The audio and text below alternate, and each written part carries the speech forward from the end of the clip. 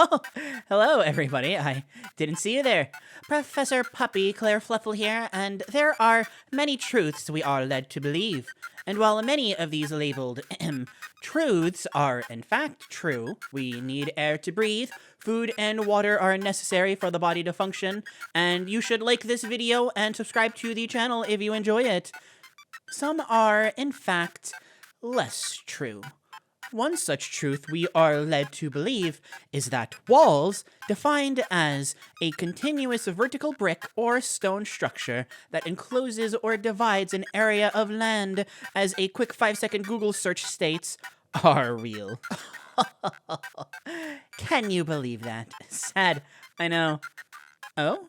You aren't laughing along with me? I'm not surprised. Walls do make a convincing argument of existing.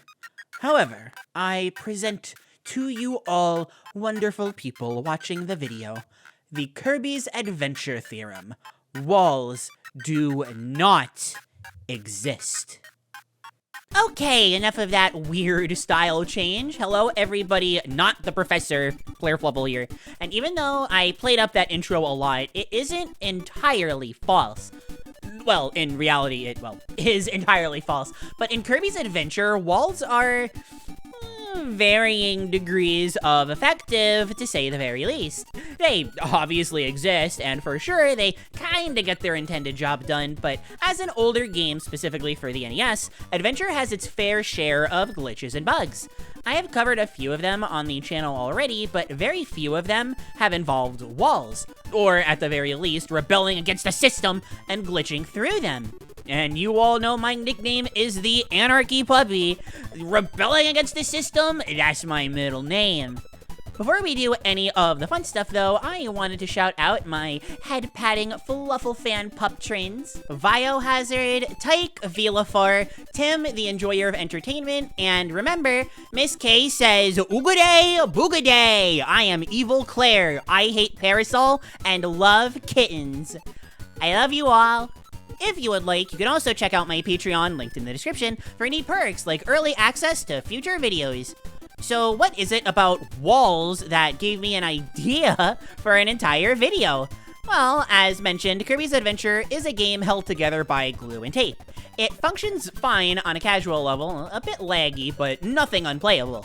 If you know where to look though, the game falls apart. For example, let's talk tiles! Every single bit of Kirby's Adventure is made up of tiles. These tiles, of course, come together to make a visually pleasant experience, but the practicality of them can cause some issues. In particular, if there are two tiles that are only separated by a single tile, you can run over them just fine, but think of what else you could do while running over them. You can jump to show off your disrespectful side, you can float if... Actually, I don't know why you would float over tiles like that, sorry.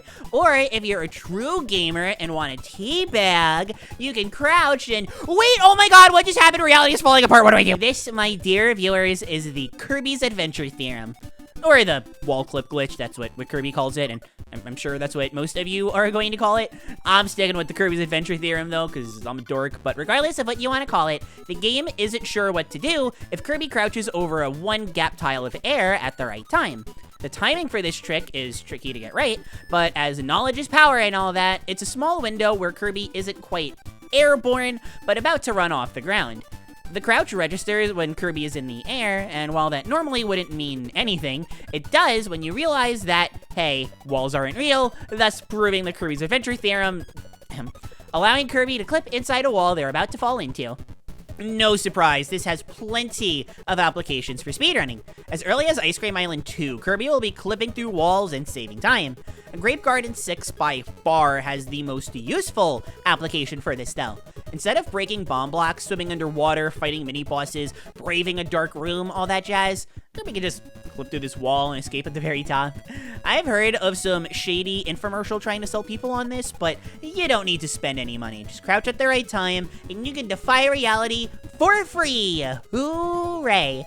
Things get even more insane when factoring in slopes. Slopes are a kind of wall, right? Well, just by taking a wall and angling it at an angle, everything changes. Now, instead of needing to crouch to go through walls, you can just jump on the right spot and go through them anyway. Now, these jumps are actually pixel perfect and are way harder to pull off, but the rewards can be far more rewarding. For example, if you're running any percent UFO glitch, basically a glitch that allows you to use UFO even after beating a level, you can sneak it through this slope here. Klaire, no, that's not a slope, it's a ceiling. And what are ceilings? That's right, walls! And that's a fact. By far, the most broken of all of them comes from the very first level of the game. If you inhale the 2 Waddle Doos at the beginning, ooh, you get mixed for stone. If you land this pixel-perfect jump on this angular slope, you can actually clip through it and walk around underwater like it's a totally normal thing. Yeah, I don't know, it's a 2D game, so maybe Kirby is parting the water so they aren't actually in it, but it just looks like they are. Regardless, the game doesn't know what to do when you use copy abilities underwater, and stone specifically messes with the game in all kinds of ways. To the point, if you pause at the right time, you skip to the credits. No, I'm not kidding. The actual unrestricted any percent is just this, and it's kind of wild. Unfortunately, the Kirby's Adventure Theorem mostly only applies to adventure. Walls are totally normal in its remake, Nightmare in Dreamland, and while there are a lot of wall clips in other games, the speedruns themselves don't take advantage of walls nearly to this extent.